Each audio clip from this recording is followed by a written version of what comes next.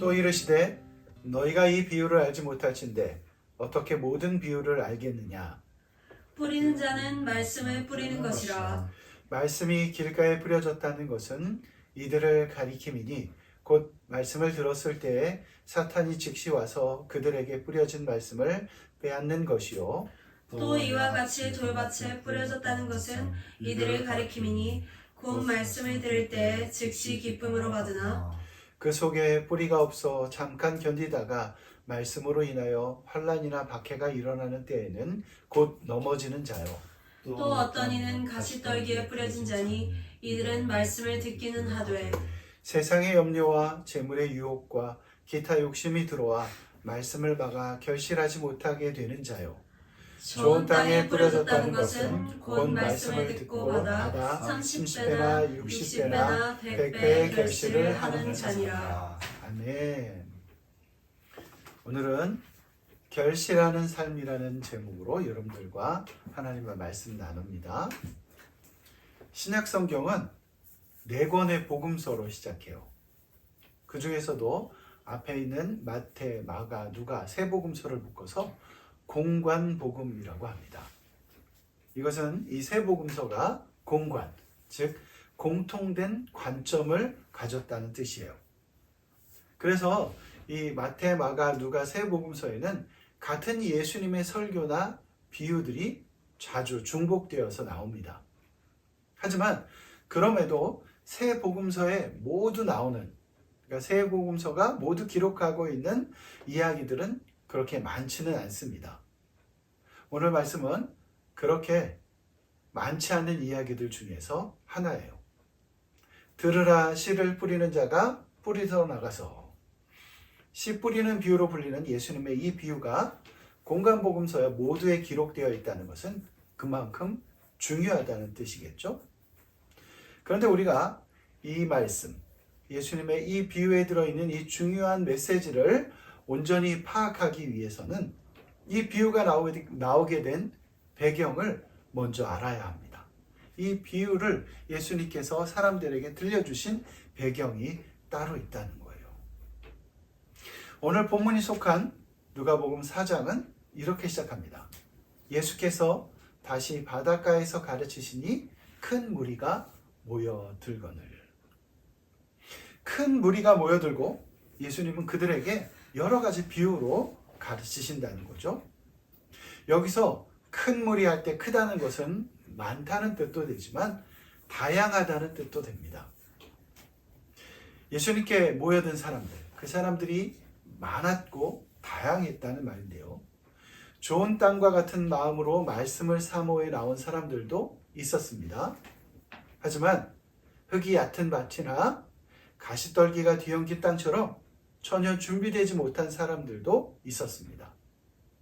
아직은 말씀을 받을 만한 그런 믿음이 부족한 사람들이죠. 그 중에는 말씀을 들을 생각이 전혀 없는 사람들도 있었습니다.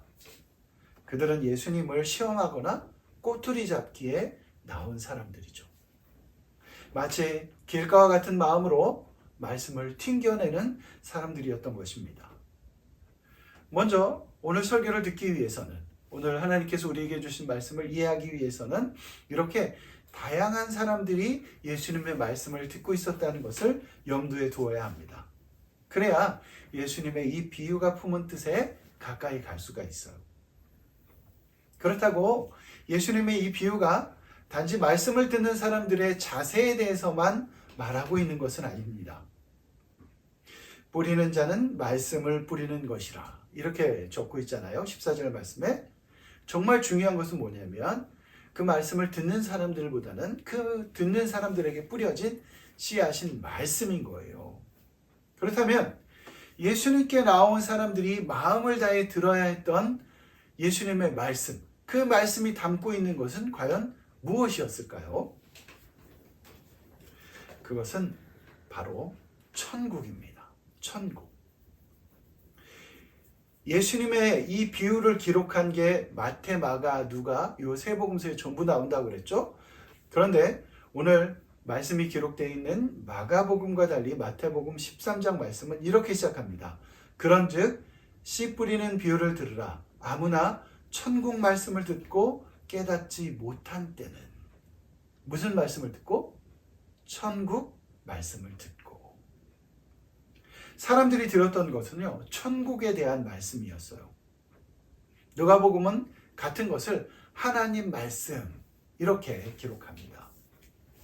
사실 예수님의 모든 가르침과 예수님의 모든 비유, 가르치셨던 모든 설교들과 모든 비유들은 한 가지 종착점을 가지고 있어요. 그것은 뭐냐면 하나님 나라입니다. 예수님이 가르치셨던 것들은 모두 하나님 나라로 모아지는 거예요. 예수님은 처음부터 끝까지 그 하나님 나라를 전하셨습니다. 그리고 오늘 본문은 그런 예수님의 말씀이 선포될 때 어떤 일이 일어나는지를 보여주는 거예요. 그러니까 평소에도 꼭 오늘 비유가 아니더라도 평소에 예수님께서 말씀을 전하실 때 예수님을 듣는 사람들이 참 많았는데 그 사람들이 예수님의 말씀을 들을 때 어떤 일이 일어나는가를 예수님께서 오늘 비유를 통해서 가르치고 계신 것이죠. 그래서 이 비유가 중요한 것입니다. 오늘 본문 13절을 함께 볼까요? 오늘 본문 13절. 또 이르시되 너희가 이 비유를 알지 못할진대 어떻게 모든 비유를 알겠느냐. 무슨 얘기예요?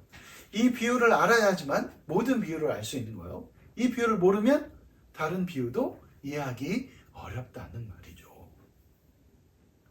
이 비유는요, 마치 생각의 발판과 같아요. 들을 길을 갖게 해줍니다. 우리는 이 말씀을 통해서 예수님께서 비유로 전하신 하나님 나라의 그 보물 같은 그 말씀들을 이해할 수 있는 키를 갖게 돼요. 열쇠를 갖게 되는 것입니다. 하나님 나라가 과연 어떤 것인지를 알 수 있는, 엿볼 수 있는 그런 문이 열리는 것입니다. 길가와 같은 마음을 가진 사람들이 있어요. 자, 15절 말씀입니다. 15절 말씀. 말씀이 길가에 뿌려졌다는 것은 이들을 가리킴이니 곧 말씀을 들었을 때 사탄이 즉시 와서 그들에게 뿌려진 말씀을 빼앗는 것이요. 아멘. 예수님은요, 사람들에게 하나님 나라의 복된 소식을 전하셨잖아요. 하지만 아무리 외쳐도, 예수님께서 아무리 그런 말씀을 전하셔도 예수님의 말씀을 전혀 알아먹지 못하는 사람들이 있었어요. 말씀이 들려줘도 그 말씀을 말씀 그대로 받지를 못하는 거예요. 말씀이 귀로 들어오는데 한 귀로 들어와서 한 귀로 빠져나가는 것이죠. 예수님이 지금 길가와 같은 마음을 가졌다는 사람들은 바로 그런 사람입니다. 그런데 예수님께서 그런 사람들을 향해서 어떻게 말씀하시냐면 사탄이 즉시 와서 그들에게 뿌려진 말씀을 빼앗는 것이다. 이렇게 말씀하세요. 이 말씀은 정말 두려운 말씀입니다. 사람들이 설교를 들을 때, 예수님의 말씀을 들을 때 그것들을 잘 듣지 못하는 이유가 내 생각대로 판단해서라고 생각하지만 사실은 그것보다 더 깊은 것이 있다는 거예요. 그게 뭐냐면 우리의 마음을 사탄이 장악해서 예수님의 말씀이 들려질 때, 하나님의 말씀이 들려질 때 그것들을 듣지 못하도록, 마음에 심겨지지 못하도록 빼앗아 간다는 말이에요. 우리가 하나님의 말씀을 읽고 하나님의 말씀을 듣고 그 당시 예수님께서 설교를 하실 때, 예수님께서 비유를 들려주실 때, 천국 말씀을 전하실 때 들었던 사람들처럼 그 말씀을 들어야 하는데, 그런데 그 말씀이 들리지 않는 것은, 믿기지 않는 것은 다른 것이 아니라는 거예요. 사탄이 와서 그 말씀을 빼앗아 가는 것이라는 것입니다. 그래서 두려운 것이죠. 두 번째로 돌밭과 같은 마음을 가진 사람들이 있어요. 16절에서 17절까지 말씀입니다. 제가 한번 읽어볼게요. 또 이와 같이 돌밭에 뿌려졌다는 것은 이들을 가리킴이니 곧 말씀을 들을 때 즉시 기쁨으로 받으나 그 속에 뿌리가 없어 잠깐 견디다가 말씀으로 인하여 환난이나 박해가 일어나는 때에는 곧 넘어지는 자요. 곧 넘어지는 자요. 밭에 씨앗을 심을 때는요, 깊이가 참 중요하다고 합니다. 깊이 심으면 씨앗이 치고 올라오기가 어려운 거예요. 그런데 너무 얕게 심으면 씨앗은 금방 올라오는데 뿌리가 없기 때문에 해가 비치면 금방 말라서 다 죽어버린다는 것입니다. 그래서 적당히 심어야 되는 거예요. 이 돌밭과 같은 마음을 가진 사람들은 후자에 속하겠죠. 돌밭. 말 그대로 돌로 만들어진 밭이에요.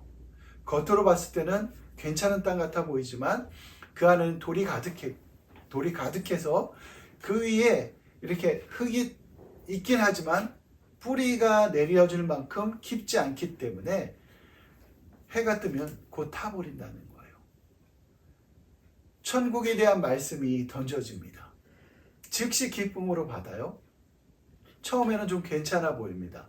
하지만 말씀으로 인해서 시험이 오고 압박이 오고 뭔가 환난이 닥치면 금방 넘어지는 거예요. 우리의 삶 속에서도 예수님께서 우리에게 주셨던 이 말씀처럼 이런 말씀들을 받았을 때 당장은 너무나 기쁘게 받습니다. 은혜가 돼요. 그런데 삶으로 돌아가면 교회 문을 나서자마자 그 말씀을 잃어버리는 거예요. 벌써 교회 문을 나서는데 삶의 근심과 걱정들이 마음에 닥쳐와서 그것들을 모두 잃어버리는 것입니다.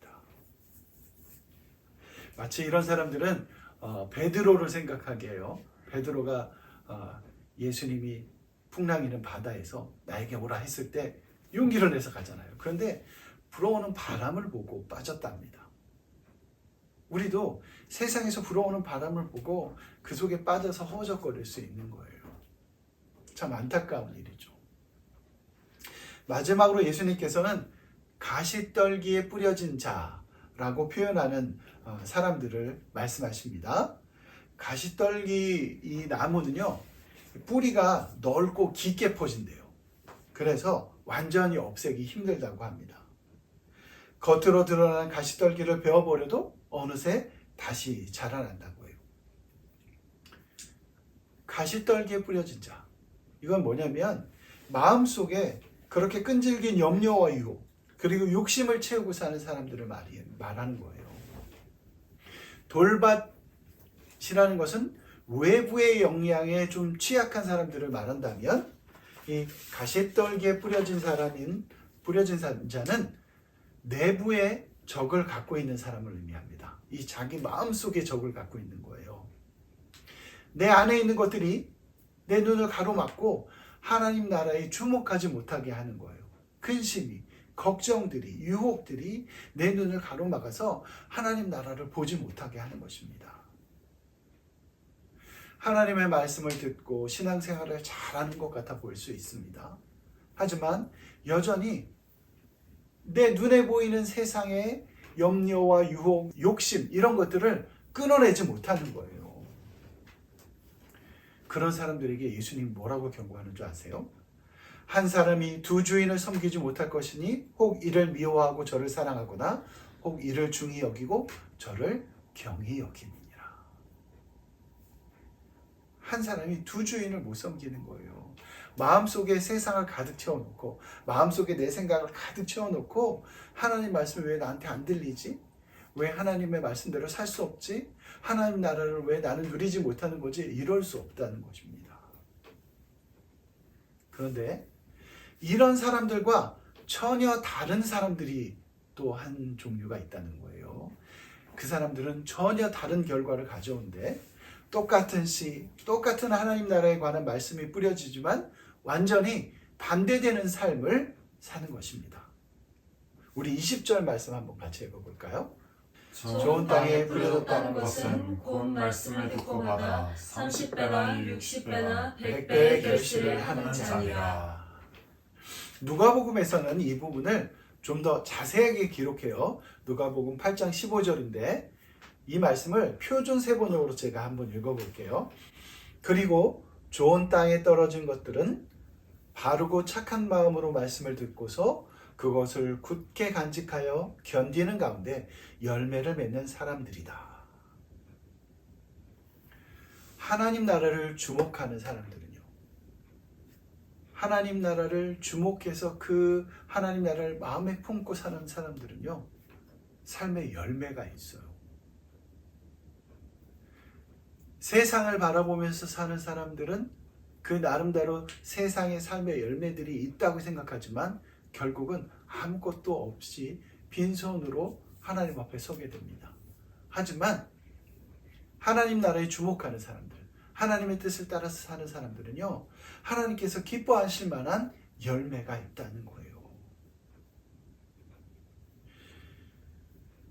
세상을 바라보면서 사는 사람들, 또 그 반대편에 비록 보이지는 않지만 하나님 나라를 주목하면서 사는 사람들, 이 두 사람들 사이에는 결코 건너지 못할 강 같은 게 하나 있어요. 그리고 그것들을 보여주는 게 바로 삶의 열매라는 것입니다. 그런데 우리가 방금 읽었던 누가복음 8장의 말씀을 자세히 보면 하나님 나라의 말씀이 삶의 열매로 나타나는 사람들에게는 성장의 세 가지 단계가 있다는 것을 알 수 있어요. 이 세 가지 단계는 먼저 듣고, 두 번째로는 지키고, 그리고 마지막으로는 결실하는 단계입니다. 듣고, 지키고, 결실하는 단계. 먼저 듣는 자를 봅시다. 어떻게 듣습니까? 바르고 착한 마음으로 들어요. 한번 따라해 볼까요? 바르고 착한 마음으로 듣는다. 바르고 착한 마음으로 듣는다. 네. 그냥 듣고 흘려보내거나 사람의 마음으로 판단하면서 듣는 것이 아닙니다.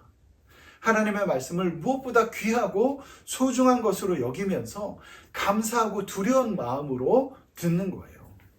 그렇게 듣는 사람은 결코 그 말씀을 빼앗기는 법이 없습니다. 그리고 다음으로 들은 말씀을 지키는 사람들이에요.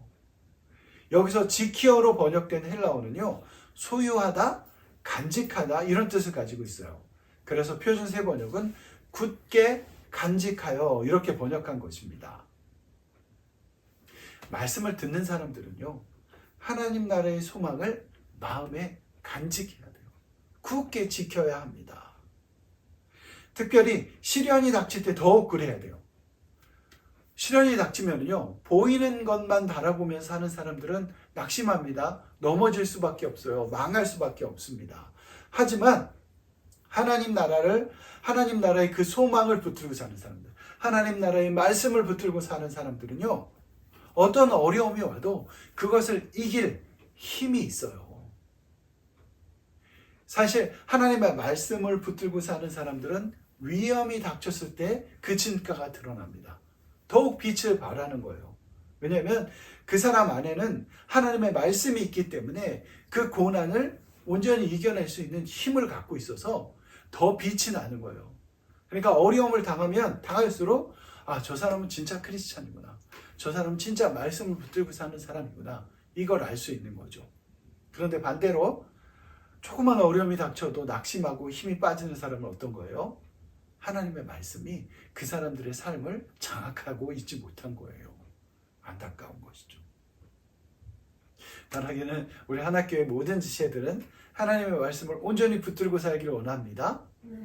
그래서 시험이 닥쳐도 그것들을 이겨내면서 사람들이 바라볼 때 저 사람은 정말 하나교회 교인인데 정말 위대한 크리스찬이구나. 이럴 수 있었으면 좋겠어요. 좋은 땅에 있다는 것은 착하고 좋은 마음으로 말씀을 듣고 지키어 인내로 결실하는 자니라. 인내로 결실하는 자리라. 우리 모든 하나교회 교인들이 이렇게 인내로 결실했으면 좋겠습니다. 근데 여기서 하나 더 중요한 게 있어요. 뭐냐면 인내라는 말이에요. 인내.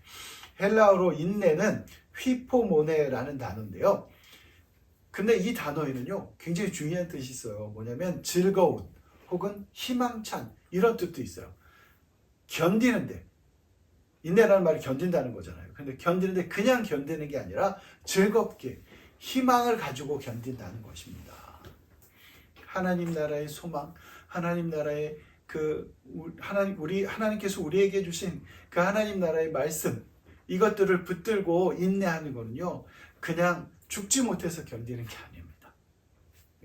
하나님께서 주시는 그 기쁨과 소망, 그리고 그 희망, 그 즐거움을 가지고 견디는 거예요. 인내하는 거예요. 그렇게 결실하는 겁니다. 우리 모두가 그렇게 결실하는 천국의 사람들이 되기를 원합니다. 그래서 사람들이 우리의 삶을 보면서 야, 천국이라는 건 저런 거구나. 저런 거라면 나도 예수님을 믿고 싶다. 이런 마음을 갖게 되길 간절히 소망합니다. 아멘. 이제 한 가지 중요한 사실을 생각해보고 설교를 마무리하려고 돼요. 씨앗이 뿌려져서 열매를 맺는 땅. 이건 무슨 땅이라고 그랬죠? 좋은 땅이라고 했습니다. 좋은 땅은 열매를 맺을 만큼 잘 준비된 땅이에요. 단단하지도 않고 속에 돌이 든 것도 아니고 깊게 갈아서 가시떨기나무 뿌리를 모두 제거한 땅을 말합니다. 씨앗이 뿌려질 때 깊이 뿌리를 내려서 물과 영양분을 충분히 공급받을 수 있는 땅입니다. 그런데 이런 말씀을 들으면 우리는 이렇게 생각할 수 있어요. 그래, 나도 정말 좋은 땅이 되어야 되겠다. 하나님의 말씀을 받아서 열매 맺는 그렇게 좋은 땅으로 나를 좀 바꿔갔으면 좋겠다. 이렇게 생각할 수 있습니다.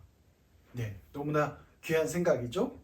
하지만 여기서 하나가 빠지면 안 돼요. 뭐냐면 그런 땅을 만드는 것은 우리의 능력으로 되는 것이 아니라 하나님의 인도하심과 하나님의 도우심이 반드시 필요하다는 거예요.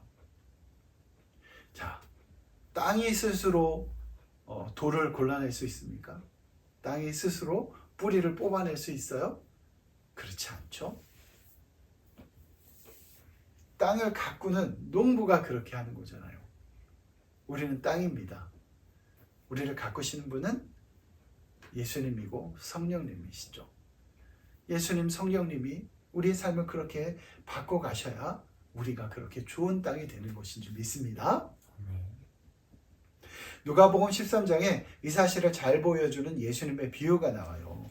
한 사람이 포도원에 무화과 나무를 심습니다. 하지만 3년을 봐도 열매를 얻지 못하는 거예요. 그래서 주인이 포도원 일꾼에게 말합니다. 이 나무를 찍어내버려라. 이렇게 말하는 거예요. 그런데 포도원 일꾼이 이렇게 말합니다. 주인님, 금년에는 놔두십시오. 제가 열심히 두루 파고 거름을 주어서 이 포도나무가 열매를 맺도록 한번 해보겠습니다. 만약에 올해도 열매를 맺지 못하면 그때 그렇게 하십시오. 이렇게 얘기하는 거예요. 이 말씀은 우리를 향한 예수님의 사랑과 하나님의 자비하심, 성령님의 도심을 잘 보여줍니다. 예수님이 우리를 택하셨죠? 하나님이 우리를 사랑하셨습니다. 성령님은 지금 이 시간에도 그런 우리를 좋은 땅 되게 하기 위해서 열심히 파고 돌보면서 거름을 주고 우리를 선한 길로 이끄십니다. 우리를 좋은 땅 되게 하시는 거예요. 그러면 우리는 아무것도 안 해도 됩니까? 그렇진 않죠. 우리가 반드시 해야 되는 것이 있어요. 뭘까요? 순종입니다. 순종과 인내. 하나님께서 단단한 우리의 마음, 정말 돌이 가득한 우리의 마음, 나쁜 뿌리가 가득한 우리의 마음, 이 마음밭을 갈아엎으시는 거예요. 그러면 우리의 마음이 힘듭니다. 견디는 게 쉽지 않아요.